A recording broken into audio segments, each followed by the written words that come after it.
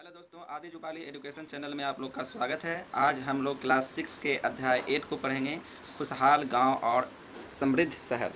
है ना। हिस्ट्री में इसका योगदान बहुत है। शहर कैसे बने हैं, शहरों का निर्माण कैसे हुआ है, खुशहाल गांव कैसे हुए हैं, क्या क्या उसमें उन समय इतिहास में निर्माण हुआ था, उसके बारे में आज हम लोग पढ़ेंगे। देखते हैं क्या क्या है। ठीक है। तो जैसा कि हर अध्याय में शुरुआत होती है एक पिक्चर से, तो ये प्रभाकर का पिक्चर है जो लोहार की दुकान पर है। वो देखता है कि लोहार की दुकान पर कुछ कुल्हाड़ी, हाशिया और औजार बन रहे हैं, है ना, और भट्टी में जल रहे हैं। लोहे की एक छड़ को गर्म करके उसे पीट पीट कर क्या कर रहा है, उससे कुछ नया बनाया जा रहा है। प्रभाकर को ये सब देखकर बहुत अच्छा लग रहा है। ठीक है ना। इसके बाद आगे चलते हैं।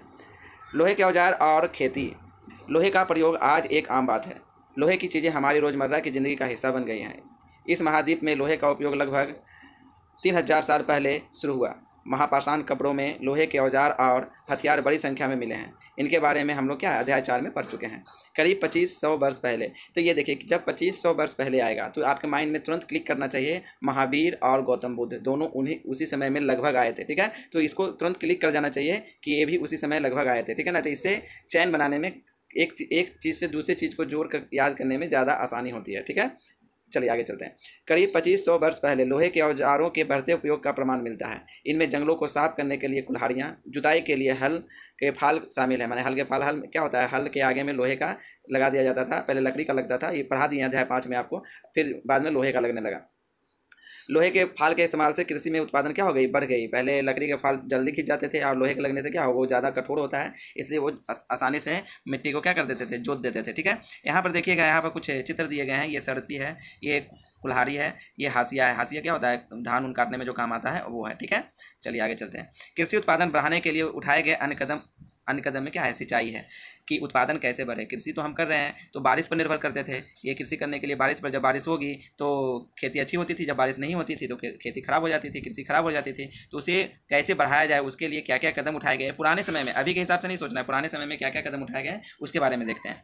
तो समृद्ध गाँव के बिना राजाओं तथा उनके राज्यों के बने रहना क्या है, मुश्किल है। याद रखिएगा कि अगर गाँव अच्छे नहीं हैं तो उसका राजा और राज्य सभी गरीब हो जाएंगे। राजा को टैक्स मिलता है गाँव से, और गाँव अमीर रहेगा तो टैक्स भी भरपूर आएंगे। ठीक है ना। जिससे राजा अच्छा होगा, राजा जब अच्छा होगा तो राज्य भी आगे बढ़ेगा। ठीक है। जिस तरह कृषि के विकास में नए औजार तथा रोपाई महत्वपूर्ण कदम थे, उसी तरह से सिंचाई भी काफ़ी उपयोगी साबित हुई। इस सिंचाई के लिए नहरें, कुएं, तालाब, कृत्रिम जलाशय। कृत्रिम जलाशय का मतलब होता है कि पहले तो कृत्रिम क्या क्या है, समतल भूमि है, समतल भूमि को यहाँ पे खोद दिए। ठीक है ना। खोदने के बाद मैंने उसको गड्ढा कर दिया, बहुत बड़ा गड्ढा कर दिया, उसमें बारिश का पानी या नहर का पानी या कुएं का पानी को डालकर वो कृत्रिम जलाशय बनाया जाता था। ठीक है।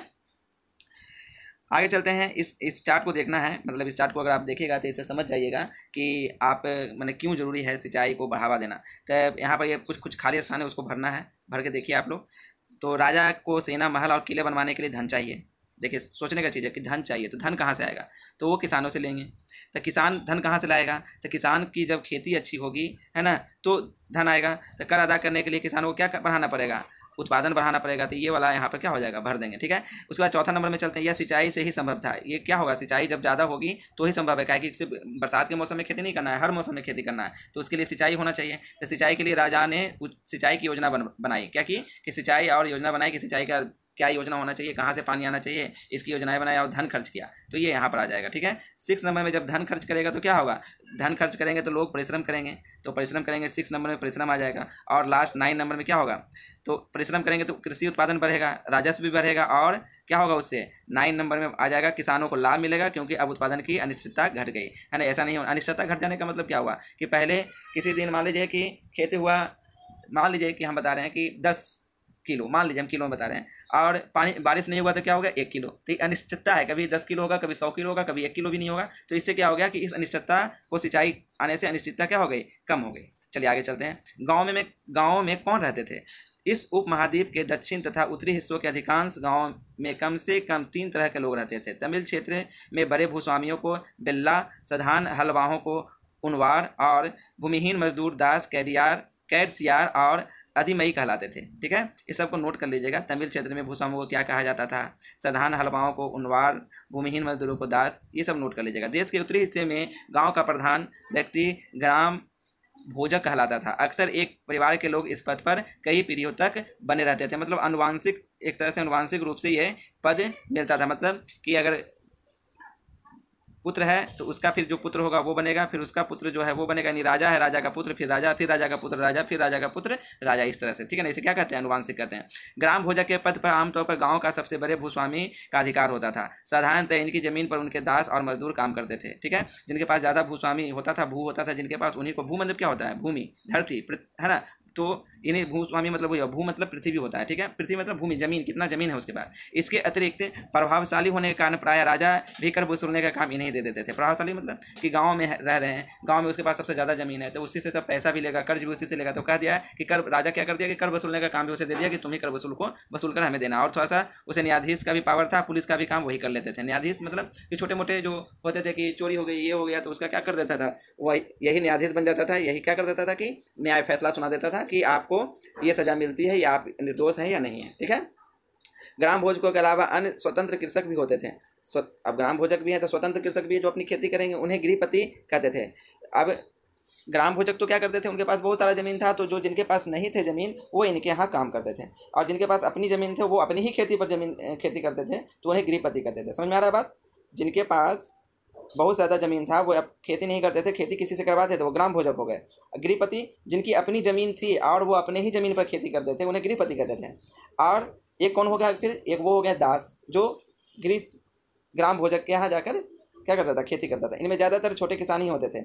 इसके अतिरिक्त कुछ ऐसे स्त्री पुरुष थे जिनके पास अपनी ज़मीन नहीं होती थी। इनमें दास कर्मकार आते थे, जिन्हें दूसरों की ज़मीन पर काम करके अपनी जीविका चलानी पड़ती थी। वो कौन है? ग्राम भोजक के यहाँ जाकर काम करते थे। अधिकांश गाँवों में लोहार, कुम्हार, बढ़ई, बुनकर जैसे कुछ शिल्पकार भी होते थे। सभी गांव में कुम्हार भी रहेगा, कि छोटे छोटे पहले मिट्टी के बर्तन चलते थे, तो मिट्टी के बर्तन कुम्हार के यहाँ से लेगा। बढ़ई का काम कौन करेगा? बढ़ई भी एक होनी चाहिए, हर गांव में एक रहते थे। बुनकर, बढ़ई सब खटिया आप लोग जानते हैं या नहीं जानते हैं? खटिया एक रहती थी, खटिया को बीनकर, तो बुनकर बुनने वाले, कपड़ा बुनने वाले, है ना। बहुत कपड़ा भी बेचना है तो बुनकर, उनको जो कपड़ा बुनते थे उनको बुनकर बोलते थे। लोहार चाहिए, अब हाशिया बनाना है, कुल्हाड़ी बनाना है, तो वो कौन बनाएंगे? लोहारी बनाएंगे, ठीक है। अब यहाँ पर एक प्राचीनतम तमिल रचनाएं के बारे में बीच में आ गया है, तो इसको अब देख लेते हैं। तमिल की प्राचीनतम रचनाओं की संगम साहित्य कहते हैं। याद रखिएगा, संगम साहित्य किसे कहते हैं? प्राचीनतम रचनाओं को संगम साहित्य कहते हैं। इनकी रचना करीब 2300 साल पहले की गई थी। नोट कर लीजिएगा दोनों। इन्हें संगम इसलिए कहा जाता है, किसलिए कहा जाता है संगम? क्योंकि मदुरै के कवियों के सम्मेलन में इनका संकलन किया जाता था। मानचित्र 7 में आप मदुरै को देख लीजिएगा। गाँव में रहने वालों के जिन तमिल नामों का उल्लेख यहाँ किया जा गया है वे संगम साहित्य में पाए जाते हैं, ठीक है। आगे चलते हैं। नगर क्या कहती है? कहानियाँ, यात्रा विवरण, मूर्ति कलाएं और पुरातत्व, ठीक है। चलते हैं। तुमने जातकों के बारे में सुना, जातक हम बता चुके हैं। ये वो कहानियाँ हैं जो आम लोग में प्रचलित थी। जातक क्या? छोटी छोटी कहानियाँ। बौद्ध भी जातक होता है, छोटी छोटी जो कहानियाँ होती हैं उन्हें क्या कहते हैं? जातक कहते हैं, जो आम लोगों में क्या थी? प्रसिद्ध थी। बौद्ध भिक्षुओं ने इनका संकलन किया। बौद्ध भिक्षु जब थे, जातक उसी समय निकला था। जातक छोटे छोटे जो बहुत कहानियाँ थे उन्हें बौद्ध भिक्षुओं ने क्या कर दिया? संकलन कर दिया, मतलब एक जगह कर दिया। यहाँ एक जातक कथा दी गई है जिसमें यह बताया गया है कि एक निर्धन किस तरह धीरे धीरे धनी बन गया। जातक कथा के बारे में सुनते हैं, चलिए। कथा तो बहुत अच्छा लगता है, कहानी। निर्धन की चतुराई। एक शहर में एक गरीब युवक रहता था। उसके पास एक मरे चूहे के अलावा कुछ नहीं था। उसने उस चूहे को एक सिक्के में एक भोजनालय वाले की बिल्ली के लिए बेच दिया। किसको? चूहे को, कि हम आप इसको बेच देते हैं। एक सिक्का में बेच दिया भोजनालय वाले की बिल्ली इसकी बिल्ली इसको चूहे को खाएगी।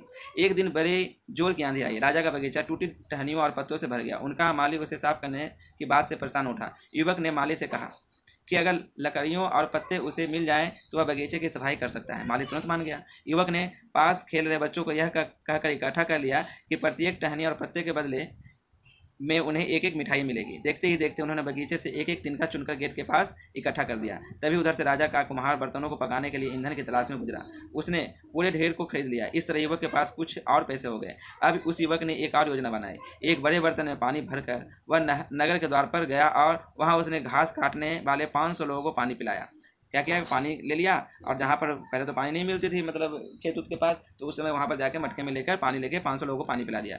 खुश होकर उन लोगों ने कहा, तुमने हमारे लिए इतना अच्छा काम किया है, बताओ अब हम तुम्हारे लिए क्या कर सकते हैं। उसने कहा, मैं आपको यह तब बताऊंगा जब मुझे आपकी सहायता की जरूरत होगी। उसके बाद उसने एक व्यापारी से दोस्ती की। एक दिन उस व्यापारी ने बताया, कल एक घोड़े का व्यापारी 500 घोड़ों के साथ शहर में आ रहा है। यह सुनकर उस युवक ने उन घास काटने वालों के पास जाकर कहा, कृपया तुम सब एक एक घास का गट्ठर मुझे दे दो, और अपनी घास तब तक मत बेचो जब तक मेरी न बिक जाए। उन्होंने उसे घासों के 500 गट्ठर दे दिए। जब घोड़े के व्यापारी को कहीं भी घास न मिली तो उसने उस युवक की घास 1,000 सिक्के में खरीद ली। देखिए कितना चालाक है वो। और वो क्या हो गया, धीरे धीरे दिमाग लगाकर अमीर हो गया। ठीक है ना। घोड़े का व्यापारी शहर में क्यों आया होगा, अब इस तरफ आगे का क्वेश्चन है, इसको देखने का जरूरत नहीं है, हमारे एग्जाम का कोई फायदा नहीं। वो तो कहानी थी थोड़ी सी, उसको पढ़ना जरूरी था। क्या है कि उससे क्या होता है, ये पता चलता है कि हम लोग अगर मेहनत करेंगे तो नौकरी हमारे हाथ में है, एग्जाम हमारे हाथ में है, हम आराम से किसी भी एग्जाम को क्रैक कर सकते हैं। चलिए, प्राचीन नगरों के जीवन के बारे में हमें कुछ अन्य स्रोतों से ही पता चल सकता है। शहरों, गांवों या फिर जंगलों के जीवन से जुड़ी घटनाओं को मूर्तिकार कलात्मक ढंग से उकेरते थे। इन मूर्तियों को ऐसी इमारतों की रेलिंग, खंभों का प्रवेश द्वारों पर सजाया जाता था जहां लोग आते जाते थे। पहले के ज़माने में हम लोग को कैसे पता चला कि कैसे खेती करता है, ये करता है, तो सब पहले के ज़माने में उकेरे हुए रहते थे। ये देखिए यहाँ पर उकेरा हुआ है, इसको देखिए, ये सब बना रहे हैं, है ना, ये देखिए, ठीक है, इसको बाद में देखेंगे, पहले आगे चलते हैं। जैसा कि तुम ऊपर के चित्रों में देख रहे हो, अनेक शहरों में बलय कूप मिले हैं। ये बलय कूप गुसलखाने, नाली या कूड़ेदान के लिए प्रयुक्त होते थे। पर ये बलय कूप लोगों के घरों में होते थे। ठीक है, कूड़ेदान जैसे अभी कूड़ा फेंकने के लिए होता है, सोचो उस समय भी ऐसा उपयोग होता था। महलों, बाजारों या आम घरों के अवशेष बहुत कम मिले हैं। संभवतः लकड़ी, मिट्टी व कच्ची ईंटों या छप्पर से बने होने के कारण ये ज़्यादा समय तक टिक नहीं पाए होंगे। मिट्टी या छप्पर के बने होते थे, कच्ची ईंटों के बने होते थे। भविष्य में पुरातत्वविद इनकी खोज कर सकते हैं। प्राचीन शहरों के बारे में वहां गए नाविकों तथा यात्रियों के विवरणों द्वारा भी पता चलता है। ऐसा ही एक विस्तृत विवरण किसी अज्ञात यूनानी नाविक का है। देखो, पिछले इतिहासों को जानने के लिए तरह तरह के आदमी इस्तेमाल करते हैं। यहाँ पर कच्ची मिट्टी का इस्तेमाल किया। यहाँ पर नाविक जो गए एक जगह से दूसरी जगह जाते थे तो अपने साथ कुछ सामान लेकर जाते थे, कुछ लिख देते थे, यात्रा वृत्तांत, उससे भी पता चलते थे। जिन जिन पत्रों पर वह गया उन सभी के बारे में उसने लिखा है। कौन? नाविक सब जो जाते थे वो लिखते थे। अब उसके बाद देखे, अब नीचे देखते हैं कि उन्होंने क्या क्या वर्णन किया, क्या क्या लिखा है। ठीक है, चलिए देखते हैं।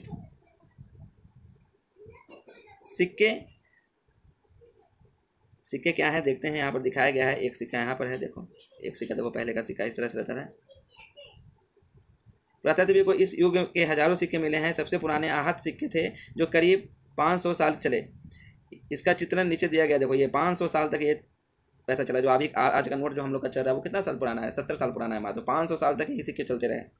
इस चित्र नीचे दिए गए हैं। चांदी या सोने के सिक्कों पर विभिन्न आकृतियों को आहत कर अंकित कर बनाए जाने के कारण इन्हें आहत सिक्का कहा जाता था। आहत मैंने क्या, आघात करके बनाना, उसे क्या कहते हैं, आहत सिक्के कहते हैं। ठीक है, आहत सिक्के के बारे में यहाँ पर देखिए लिखा हुआ है, एक बार फिर से देख भी लेते हैं। आहत सिक्के सामान्यतः आयताकार और कभी कभी वर्गाकार या गोल होते थे। ये या तो धातु की चादर को काटकर या धातु के चपटे गोलिकाओं से बनाए जाते थे। इन सिक्कों पर कुछ लिखा हुआ नहीं था, बल्कि इन पर कुछ चिन्ह ठप्पे से लगाए जाते थे, इसलिए यह सिक्के कहलाते थे। सिक्के उपमहाद्वीप के लगभग अधिकांश हिस्सों में पाए जाते हैं और ईसा की आरंभिक सदियों तक ये प्रचलित रहे। चलिए, यहाँ पर विनिमय का साधन वही सिक्के हैं, विनिमय का साधन वो देखना जरूरी नहीं है। अब आगे चलते हैं। नगर अनेक गतिविधियों का केंद्र था। अक्सर नगर कई कारणों से महत्वपूर्ण हो जाते थे। उदाहरण के लिए मथुरा को देखते हैं, चित्र में देखिए मथुरा को। ठीक है, यह 2500 साल पहले से भी ज़्यादा समय से एक महत्वपूर्ण नगर रहा। कौन? मथुरा, क्योंकि यह यातायात और व्यापार के 2 मुख्य रास्तों पर स्थित था। इनमें से एक रास्ता उत्तर पश्चिम से पूर्व की ओर, दूसरा उत्तर से दक्षिण की ओर, इधर से इधर, और उत्तर पश्चिम किधर है, इधर, है ना, इधर से इधर की ओर जाते थे या इधर से इधर की ओर जाएंगे। ठीक है, चलिए आगे चलते हैं। दूसरा उत्तर से दक्षिण की ओर जाने वाला था। शहर के चारों ओर किलेबंदी थी। इसमें अनेक मंदिर थे, अभी भी मंदिर वो सब हैं। आसपास के किसान तथा पशुपालक शहर में रहने वालों के लिए भोजन जुटाते थे। मथुरा बेहतरीन मूर्तियां बनाने का केंद्र था। लगभग 2000 साल पहले मथुरा कुषाणों की दूसरी राजधानी बनी। याद रखिएगा, कुषाण की दूसरी राजधानी कौन थी? मथुरा। इसके बारे में अगले अध्याय में हम लोग पढ़ेंगे। मथुरा एक धार्मिक केंद्र भी रहा। यहाँ बौद्ध विहार, जैन मंदिर, यह कृष्ण भक्ति का एक महत्वपूर्ण केंद्र था। कृष्ण भक्ति का तो केंद्र अभी भी है। ठीक है, आगे चलते हैं। मथुरा में प्रस्तर खंडों तथा मूर्तियों पर अनेक अभिलेख मिले हैं। आमतौर पर यह संक्षिप्त अभिलेख हैं जो स्त्रियों तथा पुरुषों द्वारा मठों या मंदिरों को दिए जाने वाले दान का उल्लेख करते हैं। ठीक है, प्रायः शहर के राजा, रानी, अधिकारी, व्यापारी, शिल्पकार इस प्रकार के दान करते थे, है ना, जो आते थे, जो संक्षिप्त अभिलेख लिख कर उस पर क्या करते थे, दान कर देते थे। और उस पर वहाँ पर अभिलेख में अभी भी मंदिर में अभी देखिएगा तो कहीं कहीं मंदिर में कोई दान किया 10 लाख रुपया, तो उसका नाम, तो अभिलेख लिख लिख कर उसमें क्या करते थे, दान करते थे। उस समय भी होता था और इस समय मैंने अभी भी होता है ये सब, ठीक है। उदाहरण के लिए मथुरा के अभिलेखों में सुनारों, लोहारों, बुनकरों, टोकरी बुनने के वालों, माला बनाने वालों को, इत्र बनाने वालों को उल्लेख मिलता है। ये सब का उल्लेख अभी भी उस समय मिलता है इसमें।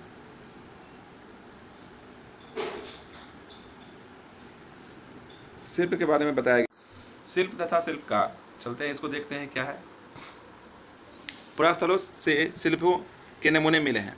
इनमें मिट्टी के बहुत ही पतले और सुंदर बर्तन मिले हैं, जिन्हें उत्तरी काले चमकीले पात्र कहा जाता है, क्योंकि ये ज़्यादातर उपमहाद्वीप के उत्तरी भाग में मिले हैं। ध्यान रहे कि अन्य दूसरे शिल्पों के अवशेष नहीं बचे होंगे। जैसे कि विभिन्न ग्रंथों में पता चलता है कि कपड़ों का उत्पादन बहुत महत्वपूर्ण था। उत्तर में वाराणसी और दक्षिण में मदुरै इसके लिए प्रसिद्ध था। कपड़े कहाँ बनते थे उस समय? मदुरै में और वाराणसी में। यहाँ स्त्री पुरुष दोनों काम करते थे। उस समय भी स्त्री और पुरुष दोनों काम करते थे। ये बार बार बताया जाता है स्त्री पुरुष दोनों के बारे में। अनेक शिल्पकार तथा व्यापारी अपने संघ बनाने लगे थे। मैंने जो व्यापारी रहेंगे या शिल्प के, जैसे अभी संघ बना हुआ संगठन बना रहता है, उस समय 2500 साल पहले भी संघ बनता था, जिन्हें श्रेणी कहा जाता था। क्या कहते थे? श्रेणी। अभी संघ कहते हैं, उस समय हम लोग श्रेणी कहते थे। शिल्पकारों की श्रेणी का काम प्रशिक्षण देना, कच्चा माल उपलब्ध कराना तथा तैयार माल का वितरण करना था, जबकि व्यापारियों की श्रेणी का व्यापार का संचालन करना। श्रेणियां बैंकों के रूप में काम करती थी, बैंक जैसा काम करती थी श्रेणियां, ठीक है। पैसा देना, ये देना, किसी को पैसा चाहिए काम करने के लिए तो उनको देना। जहां लोग पैसे काम जमा रखते थे, इस धन का निवेश लाभ के लिए किया जाता था। उससे मिले लाभ का कुछ हिस्सा जमा करने वालों को लौटा दिया जाता, फिर मठ आदि धार्मिक संस्थानों को दिया जाता था, ठीक है। अब चलते हैं इसमें सूक्ष्म निरीक्षण अरिकामेडु। यह क्या है? ये तो 88 नंबर पेज में आप लोग को देखना है। वो लगभग 2200 से 1900 साल पहले अरिकामेडु का एक पतन था। यहाँ दूर दूर से अज्ञात जहाज़ों से अज्ञात नहीं, आए सामानों से सामान उतारे जाते थे। यहाँ ईंटों से बना एक ढांचा मिला है, जो संभवतः गोदाम रहा होगा। मैंने सामान आएगा तो उसे रखने के लिए तो कोई जगह चाहिए ना, पतन में रखने के लिए जगह चाहिए, तो वहाँ पर ईंटों का एक ढांचा मिला है जो गोदाम के रूप में काम करता होगा संभवतः। यहाँ भूमध्य सागरीय क्षेत्र के एफोरा जैसे पात्र मिले हैं। इसमें शराब या तेल जैसे तरल पदार्थ रखे जाते थे। इनमें दो तरफ से पकड़ने के लिए हत्थे लगे हैं। मैंने इतना बड़ा था कि 2 आदमी उठाए इसको। साथ ही यहाँ एरेटाइन जैसे मुहर लगे लाल चमकदार बर्तन भी मिले हैं। इन्हें इटली के एक शहर के नाम पर एरेटाइन पात्र के नाम से जाना जाता है। इसे मुहर लगे सांचे पर गिल्ली चिकनी मिट्टी को दबाकर बनाया जाता था। कुछ ऐसे बर्तन मिले हैं जिनका डिजाइन तो रोमन का था, किंतु वे यहीं पर बना था। मैंने डिजाइन तो रोमन का था, इसका मतलब क्या हुआ कि वो रोमन से देख कर आया होगा और यहाँ बना होगा। यहाँ रोमन लैंप, शीशे के बर्तन तथा रत्न भी मिले हैं। साथ ही छोटे छोटे कुंड मिले हैं जो संभवतः कपड़े रंगाई के पात्र रहे होंगे। यहाँ पर शीशे और अर्ध बहुमूल्य पत्थरों से मन के बनाने के पर्याप्त साक्ष्य मिले हैं, ठीक है। इसका मतलब रोम से संबंध दर्शाता है ये सब चीज, ठीक है। यह अनंत्र के बारे में बता रहा है। ये क्या है देख लेते हैं। यह यूरोप के सबसे पुराने शहरों में से एक है। इसका विकास लगभग तभी हुआ जब गंगा के मैदान के शहर बसे थे। रोम एक बहुत बड़े साम्राज्य की राजधानी था। यह यूरोप, उत्तरी अफ्रीका, पश्चिमी एशिया तक फैला था। इसके सबसे महत्वपूर्ण शासकों में एक था ऑगस्टस ने करीब 2000 साल पहले शासन किया था। उसने कहा था कि रोम ईंटों का शहर था जिसे मैंने संगमरमर का बनाया। अगस्त और उसके बाद के शासकों ने कई मंदिर तथा महल भी बनवाए। अगस्त ने बड़े बड़े रंग मंडल, एक तरह से थिएटर का हो, है ना, इनमें बनवाए। इनमें चारों तरफ दर्शकों को बैठने की सीढ़ीनुमा जगह होती थी। यहाँ लोग विभिन्न प्रकार के कार्यक्रम देख सकते थे। उन्होंने स्नानागार भी बनवाए जहाँ स्त्रियों तथा पुरुषों के लिए अलग अलग समय निर्धारित थे। मैंने स्नानागार रहेगा, मैंने बाहर में नहाते थे पहले, जहाँ जलाशय तो वहाँ पर स्नानागार बनाया, वहाँ पर जाके आप नहाइएगा। ये लोग एक दूसरे से मिलते थे और आराम करते थे। बड़े बड़े जलवाही सेतु के जरिए शहरों के स्नानागारों, फव्वारों तथा गुसलखानों के लिए पानी लाया जाता था, ठीक है। अब यहाँ पर आप लोग को आज बताया गया लोहा के बारे में। गांव, सिंचाई, संगम, नगर, वलयकूप, पतन, श्रेणी। ये एग्ज़ाम के दृष्टिकोण से इतना इम्पोर्टेंट लेसन नहीं था, लेकिन फिर भी हर लेसन का अपना एक इम्पोर्टेंस होता है, उसको समझना जरूरी होता है, उसको समझना चाहिए, ठीक है ना। क्योंकि अगले लेसन में इसका कोई जो शब्द रहेगा उसका इम्पोर्टेंस बढ़ जाता है, इसलिए सब लेसन को पढ़ना जरूरी है कंटिन्यू में, ओके। अगला लेसन एग्जाम के दृष्टिकोण से बहुत इंपॉर्टेंट है, उसको पढ़िएगा और समझने की कोशिश करिएगा, ठीक है। धन्यवाद। जय हिंद।